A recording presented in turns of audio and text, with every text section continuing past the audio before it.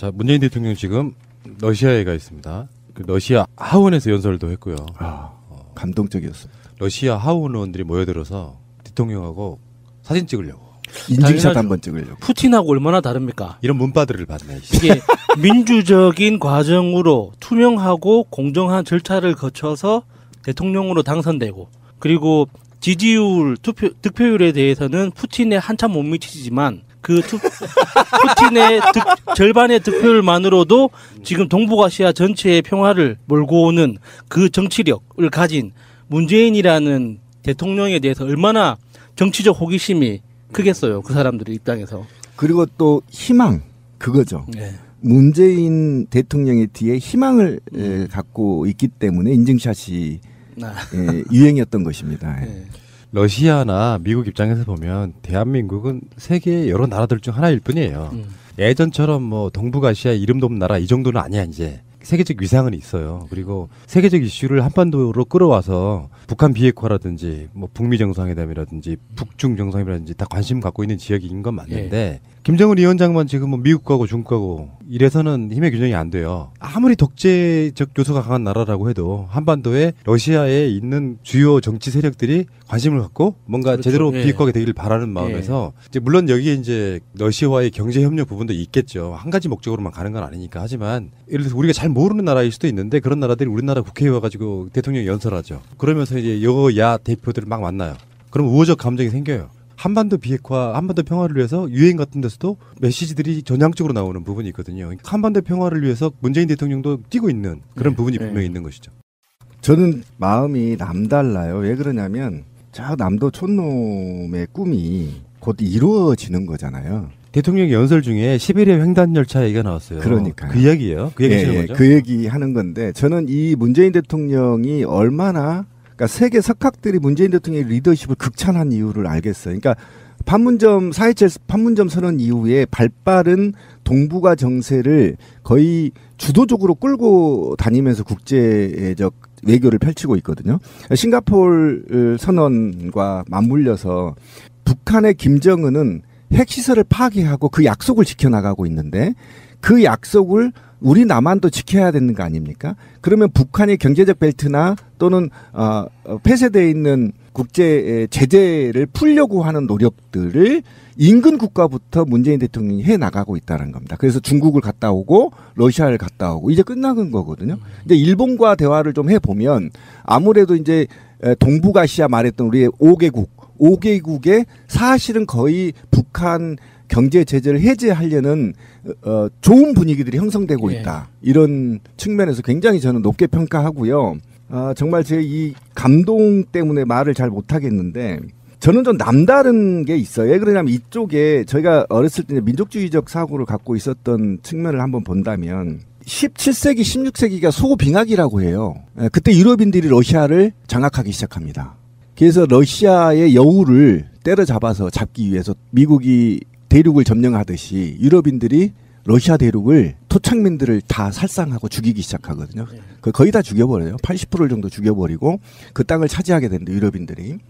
그 이후에 사실은 20세기 초반에 와서 이념적, 군사적 지역으로 완전히 동북아시아가 묶여있는 상태예요. 그러니까 러시아를 중심으로 14개 국가 정도가 있거든요.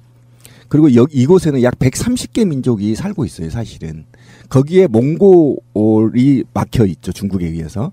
중국이 공산주의의 노선을 걸었었죠. 북한이 막혔죠. 그리고 이 북과 중국과 몽고, 소비에트 연방 이 4개 국가들이 완전히 고립된 상태로 미국이 서방국들이 만들었단 말이죠. 이거를 이제 역사적으로 말하면 해양 세력이 대륙 세력을 차단하고 있다 이렇게 이제 얘기하는 역사학자들도 있습니다. 그런데 이곳은요 경제적, 군사적, 이념적 고립된 상태였었어요. 그리고 그것을 우리 한반도 입장에서 보면 지정학적 위치라고 판단하고 있었던 겁니다. 그래서 우리가 역사에서 지정학적 위치, 불리한 위치라고 얘기했던 것은 해양 세력과 대륙 세력들이 맞부딪힌 곳이 한반도였다 이런 거잖아요. 그런데 문재인 대통령이 이 1000년간에 얼어있는 땅을 열기 시작했다는 겁니다. 제가 이 얘기를 하고 싶다는 거예요. 그건 뭐냐면 이곳은요 세계의 면적의 40%를 차지하고 있고요. 동북아시아는 진짜 무지막지하게 어마어마하고요. 네. 인구가 거의 반을 차지하고 있습니다. 소비에트 연방이 사실 그때 3억이 넘었거든요. 이제 분열돼서 얼마 안 되지만 그곳이 지금 열리는 거예요. 그러니까 러시아만 열리는 게 아니고 14개 국가 130개 다양한 민족들의 문화와 경제 사회가 열리는 거고요. 거기다 중국에 14억이 열리는 것이고요. 이게 미래 인류에서, 그러니까 지구에서의 미래의 먹거리가 여기에 있다는 겁니다. 그런데 한번 봅시다. 러시아는 이미 발전할 것만큼, 아니, 유럽은 발전할 만큼 했습니다. 포화 상태입니다. 미국도 마찬가지입니다. 그러니까 경제적 신자유주의를 중심으로 해서 식민지를 만들지 않으면 미국 경제는 죽습니다. 그런데 이 동북아 유라시아 국가들은요, 자생적으로 살아날 수 있어요. 땅도 넓고요. 자원도 풍부하고요. 그다음에 이념적으로도 굉장히 발전되어 있습니다. 그죠? 한번 공산사회 사회주의를 해본 국가들이 있고 이념이 있어요. 그다음에 군사요. 미국보다도 강국입니다.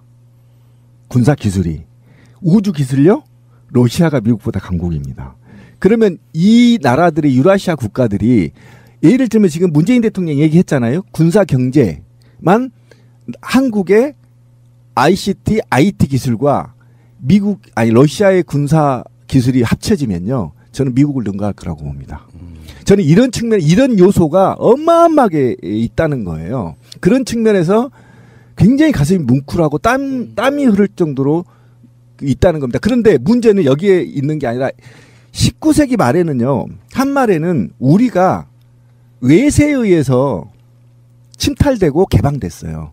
근데 지금은요. 문재인 대통령과 김정은이 주체적으로 개방하고 있다는 겁니다. 이게 중요해요. 이게 한반도 동북아의 중심이 돼서 완전히 해양 세력과 대륙 세력을 융합하고 있는 거예요. 문을 열어서. 그러니까 그 과정에서 이제 문재인 대통령이 구체적으로 이야기한 방법론에서 그 세 가지를 이야기를 그렇죠. 했잖아요. 뭐 철도, 가스관, 전력망 이 세 가지를 이야기를 했는데 이 철도, 가스관, 전력망을 그냥 그 사업적으로만 봤을 때는 왜 러시아는 자체적으로 하지 않느냐라고 의구심을 가질 수 있거든요. 그렇죠. 그런데 예를 들어서 가스관 같은 경우는 러시아가 직접 자신들이 직접 사용하기 위해서 개발을 시작하면 채산성이 안 나와요. 그렇죠. 이게 러시아 영토가 크다는 것 자체가 우리나라 국민의 입장에서는 부러워 보이지만 필요 이상으로 커지기 시작하면 각 전력망을 만드는 행위 자체가 굉장히 비경제적인 도전이 되는 거거든요. 그래서 그 전력망에 참여하는 국가나 경제적 이익단체들의 숫자가 많아져야지 전력망을 건설하고 가스관을 건설하고 가스를 사용해서 전력을 만들든 열을 발생하든 이렇게 돌아갈 수가 있는데 그렇죠. 러시아는 국토가 이제 면적이 지나치게 크기 때문에 그 발전소 하나에서 다음 발전소까지 연결되는 전력망이 비효율적이에요. 그래서 각 전력망 자체를 구성할 때 러시아만 사용하는 게 아니라 각 개별 국가로 송전한다, 수출한다, 그렇죠. 전력 수출한다라는 개념이 부과되지 않으면 러시아로서는 전력 사업을 전개할 만한 유인 요소가 없거든요. 그렇죠. 왜 그러냐면 그렇기 때문에 이게 가스관도 그렇고 전력망 사업도 그렇고 철도도 그렇고 이게 우리만의 이익이 아니라 러시아를 위해서라도 해야 되는데 맞습니다. 남북 관계가 해결되지 않고 태평양을 통해서 그 유라시아 대륙으로 진입하는 그 관문. 입구가 열리지 않고서는 러시아가 뭐 가스관이든 철도든 전력망이든 만들어낼 유인 요소가 없어요, 지금으로는. 맞아요. 그런데 이제 문재인 대통령이 그걸 명시적으로 이제 선포한 거죠. 우리는 언제든지 준비가 돼 있다. 그런 당신들한테 필요한 자원을 건설할 수 있는 기술과 능력과 자본과 그렇죠. 그리고 정치적인 환경까지 만들어져 가고 있기 때문에 우리 앞으로 잘 살아보자라고 이야기를 하니까 이게 러시아 사람들은 사실 한국 잘 모르거든요. 특히 그 정치 엘리트들일수록 그냥 북한이랑 비슷하겠지 뭐. 그 정도? 그냥 뭐 동양인들 좀 있는 그 모여 사는 나라겠지 그 정도의 관심이지만 러시아 자국한테 절대적으로 필요한 어떤 기술과 자본을 공급할 수 있는 주체로서 이런 이야기를 꺼내면 그 시선이 확 달라지는 거죠. 그래서 문재인 대통령이 극찬을 받았던 이유가 희망을 등에 안고 갔다면 경제적으로 지금 굉장히 피폐해 있거든요.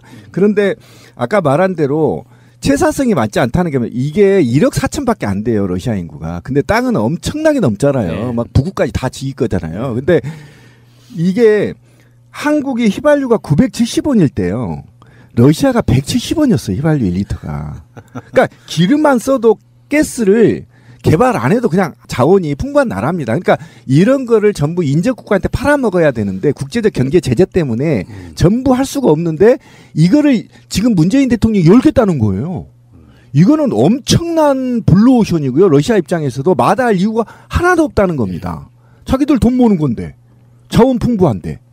그러니까 적재적소죠. 그렇죠. 적재적소죠. 그 집권 7년 차인 대통령께서 그 수많은 경험들을 통해 가지고 이 상태에서 지금 내가 해야 될 일이 무엇인가. 러시아 관계 여러 가지 다목적이라고 말씀을 드렸지만 국제적 관계에서는 아까 제가 말씀드린 것처럼 우리는 계속 지금까지 미국 입장에서만 생각해 왔던 오랜 시간 동안의 세월이 있었단 말이죠. 근데 실제로 한반도나 대한민국을 위해서 우리가 할 일이 무엇인가를 가장 그러니까 개념 있게 고민하고 있는 그런 모습이 보여요. 중국이나 러시아 등과 우호적 관계를 심지어는 일본도 한반도 비핵화에 대해서 배제시키면 안 된다고 생각하는 게 대통령 입장이지 않습니까? 그렇죠. 거기다가 아베가 또 그랬어요. 내가 뭐 비용은 다 될 테니까 좀 끼워달라 이렇게 요구했잖아요 지금. 그러니까 그런 관점에서 봤을 때 굉장히 영년외교하고 있고요. 이건 어쩜 필수 같은 건데 러시아 의회 같은 데 가서 이렇게 하고 또 이제 결정적으로는 일요일 날 월드컵을 관람하게 되는 뭐 이런 과정들을 보면서 아마 월드컵만 보고 거의 돌아오실 것 같은 그런 느낌이 드는데 우리가 이제 방송하니까 즉각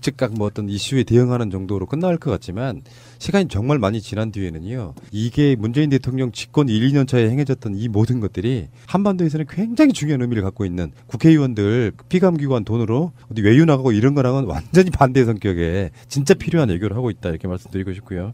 러시아 이야기가 우리 보니까 신비님이 준비를 엄청 많이 해오셨네. 공부를 무지하게 하셨네. 진짜. 그런 얘기 하고 싶어서. 아니. 날마다 나와 날마다. 네, 뭐 근데 저는 진짜 그 제가 우리 방송 처음 시작할 때 네 꿈이 뭐냐 권 PD가 물어봤을 때 자전거 타고 그 유럽 이렇게 실크로드 타고 가는 게 꿈이었다고 했기 때문에 그게 지금 이루어지는 저 양반 거거든요. 지금 사기치고 있어요. 네. 마치 이제 내가 푸나보다 나이가 어리다. 요거 하려고 네 꿈이 뭐냐. 나 그렇게 말하지 않았어. 나는 저 88년생이잖아요. 딱 봐도 18이네. 네, 18. 내년에 19 되겠네. 아이 새끼 진짜. 아, 겁나 늙었어. 권 PD 형. 자, 우리 있잖아요. 문 열리면 새날 끝내고 바로 갑시다. 자, 알겠고요. 러시아 이야기를 잠깐만 해보면 그런 거지. 아까 그 이야기를 조금 더 보충해드리면은 굉장히 많은 땅이 얼어 있어요. 사람이 못 사는 땅이지 자원이 없는 땅이 아니잖아요. 예. 사실은 우리나라에서 수출할 것이 하나 있습니다. 시민의 눈. 왜 그러냐면 거기 푸틴이 뽑힐 때 부정선거 의혹은 상상을 초월해요. 네. 야수같이 생긴 사람이 여기도 나타나고 저기도 나타나서 투표가 다녀 막. 쌍둥이라잖아요. 심지어 투표율이 100%가 넘어. 정말 좋은 나라야. 이제 신비는 국정원을 넘어 KGB까지 또 씨발 감시받게 생겼네. 어쨌든 간에 시민의 눈을 러시아로 수출, 네. 모델 수출. 그렇지만 우리나라 국익을 위해서는 그런 부정선거 의혹을 갖고 있는 사람과도 잘 지내야지. 우리가 그걸 어떻게 할 거야. 그렇죠. 트럼프도 형님이라 부르는데. 그러니까요. 네.